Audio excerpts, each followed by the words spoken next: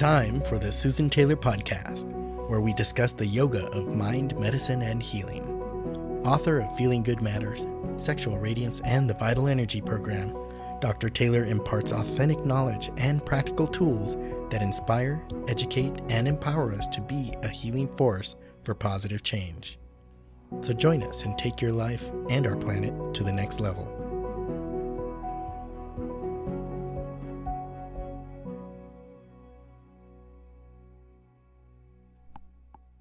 Hello and welcome to episode 91. Is focus a challenge? Just relax into it. You know, I was getting ready to record this morning, and one of my really good friends was texting me on my iMessenger. And it was funny. She was saying, gee, I'm driving, texting, and listening to a book online all at the same time. And I thought, wow, that's pretty interesting. Maybe this is a form of concentration that I've totally missed and wasn't able to really bring into my own mind field to even think that that's concentration. But if we really look down the line, what is that kind of concentration where you're juggling three things at once doing to the nervous system? So what today I'd like to talk about is why concentration may be difficult, relaxation as it relates to concentration, and 6 ways to learn the skill. Many meditation practices do indeed emphasize the importance of concentration, but most find it far too difficult. Most people find that really difficult, which leads to more tension and frustration and even a feeling of failure. I can really attest to that because I'm one of those people in that group. So that's why I'm talking about this today. All of us have a hidden potential that really lies dormant, and it's not accessible to our ordinary mind. Our minds are preoccupied with our desires, which are then linked to objects of the world, and that diffuses our attention to see what really lies at the core of our being. And this is actually where unhappiness comes from. We're not happy because we're not accessing that core center of our own being. Many meditation practices do indeed emphasize the importance of concentration, and in fact, I've set up over 15 years ago a training that does indeed emphasize this.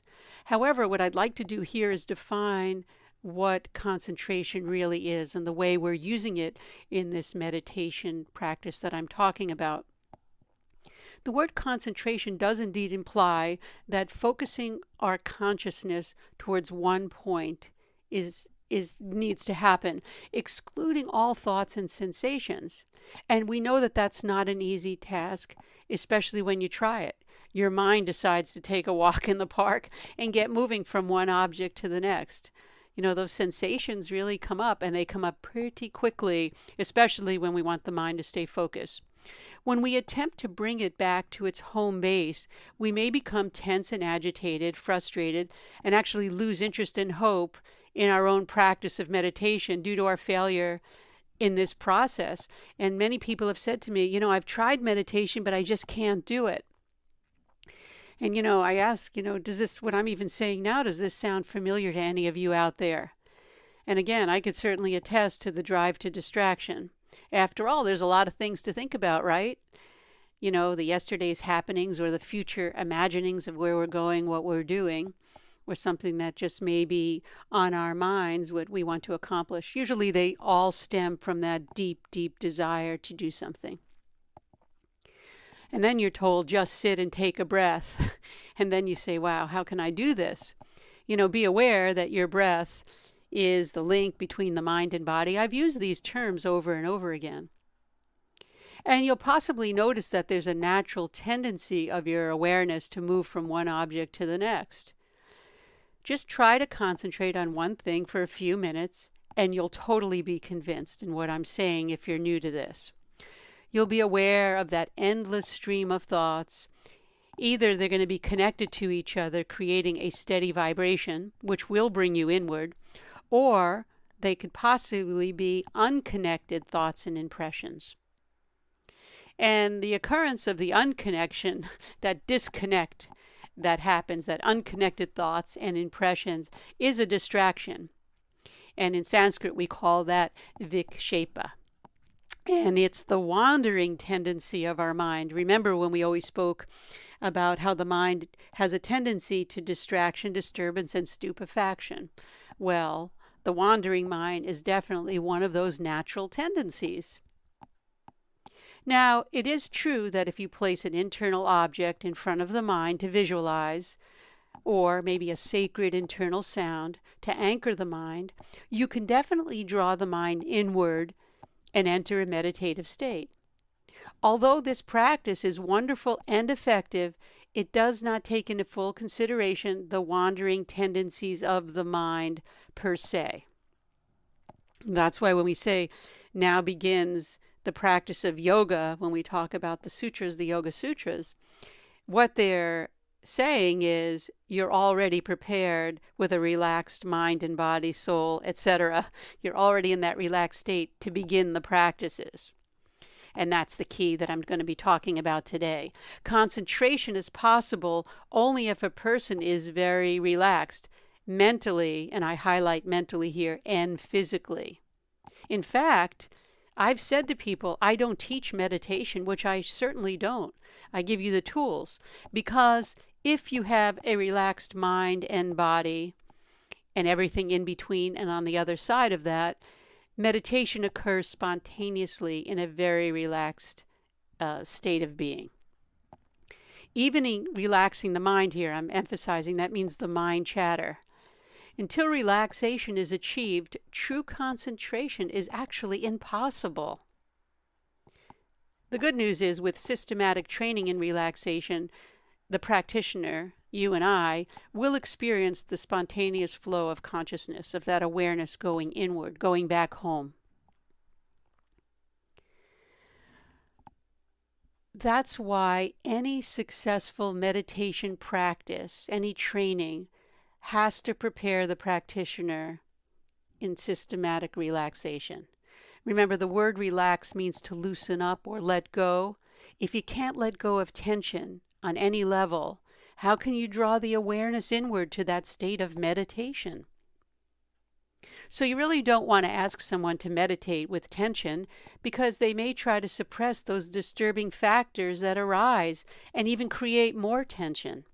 And then they quit. They don't even get involved. Before getting into relaxation practice, I'd really like to talk about where relaxed concentration will lead us. Because concentration has so many benefits, and it is a skill that everyone does need to develop. During the process of concentration, there is a continuity of consciousness.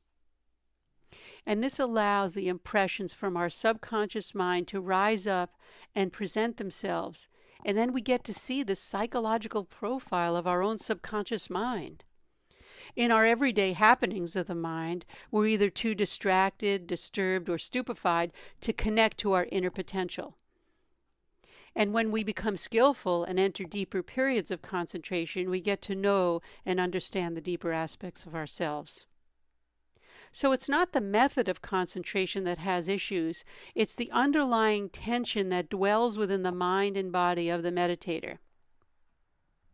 Always keep in mind, you can quote this, forced concentration does lead to tension and frustration. And most people have too many disturbances in their minds to be able to concentrate. So once we root up those deep-rooted complexes, when we remove them, the ones that are buried deep that we're not aware of, they get to be surfaced, and then relaxation becomes so natural and moves us into more depth within our own being. And at this juncture, meditation starts to occur spontaneously. No efforts required. That's why I don't teach meditation. But what I do teach are skills in how to sit, how to breathe, and how to relax, because they are the key foundation stones for getting into meditation spontaneously. So when someone asks me what type of meditation that I teach, I say I don't teach meditation. I teach the skills and means to pave the path. So here are some pointers that I'd like to offer so that maybe you can get started, or if you're already started, maybe deepen your own practice. Train your awareness, the conscious attention of thoughts or objects, either externally or internally, without any concentration. Don't even think about concentration. Just start training your awareness. And when I say be aware, this implies that you know your attention is at a particular place or on some thought. So it really implies that there's an observer and something being observed. You know, in the animal kingdom, what separates the human from the animal doesn't have the ability for self-reflection, whereas humans do. And you've heard me say that before. And this is what I'm really talking about here, the self-reflection. When we are aware, this will lead us to a one-pointed concentration, but only when the prerequisite of relaxation is met. So we start with body awareness, since the body and mind are one, and doing body awareness practices, we move our awareness throughout the body, which will coordinate the nervous system with the brain. And when a person gets deeply relaxed, then that awareness will lead to one-pointedness, or what we term concentration. Another step is when you are learning relaxation or training the awareness, you want to have a correct sequence. That's why we always talk about going from the head to the toes and the toes to the head. We don't just leave in one direction, we circle it right back, because the goal is to quiet the autonomic nervous system and the brain. A third tip would be to prepare yourself to practice relaxation. Choose a regular systematic relaxation practice that you can follow daily in the right space, correct posture, and at the right time. Preparation is the key. And then number 4 would be learn to breathe for relaxation. Breathing is the foundation to link the mind-body together. And you'll be unable to relax if you're chest breathing, because breathing in an irregular or shallow pattern will lead to tension and anxiety. Another step would be to take time to learn the subtle anatomy of the nervous system. If you don't have time for that, it's okay. You can still get to the point, but it really helps to see energy mapping. I'm working on a new product right now, a new course, where I'm including energy mapping so people have an idea of how the energy flows, because if we know how the energy flows, then we can really work with ourselves and move that energy in the direction that we want it to be. These are the pranas, nadis, and chakra system. Lastly, relax your mind. Know your mind and throw out the garbage that exists there. Take the rubbish out. You don't need to be carrying old impressions or what's going to happen in the future. Just detox, get rid of it, clear it out, and create space for the new. So, in repeat, I say train your awareness, and you can do this by just following your awareness, being aware of who's doing the thinking when you're sitting in your practice. Follow a correct sequence of relaxation. I like to do a systematic relaxation, which you could find on any of the CDs that I have that are based in relaxation. Prepare yourself to practice relaxation, choosing that regular systematic practice that you can follow daily. Remember, preparation is 90% of it. Learn to breathe for relaxation, and I start with diaphragmatic breathing. That's one of the keys here. Take time to learn the subtle anatomy of the nervous system. And lastly, relax your mind. Know your mind and throw out the trash. It doesn't need to be there. All you need is an interest and an intention and an effort to transform your life and relax into your own being, and it will happen for you. The key is don't have tension, anything related to you're not doing well enough. And I'm bringing it up because people really want to learn meditation now. I just got a call this week to go up and do teaching at a studio, and people are really hungry for it, but it really must be taught not in sound bites. It must be taught in a real precise, skillful, and systematic way for it to really take hold and give that gratifying feeling and experience to the practitioner. As I always say, do your research and see what works for you. And that brings us to the end of this episode. And the Susan Taylor podcast does come out every week and is available on susantaylor.org, iTunes, Stitcher, YouTube, and other podcast platforms. And please keep in mind that if you like the podcast, especially this one with telling people really don't fret over sharing distraction, because the world is distracted right now. But share it on my YouTube channel. You can go there, subscribe, and share it from there if you like. And it will really help support the community. Visit susantaylor.org for more information or to contact us with any questions, comments, or feedback. And you can also email us your comments to feedback@susantaylor.org. And again, thank you for listening, taking the time out of your day. And until next time, remain calm, consciously aware, living in the moment.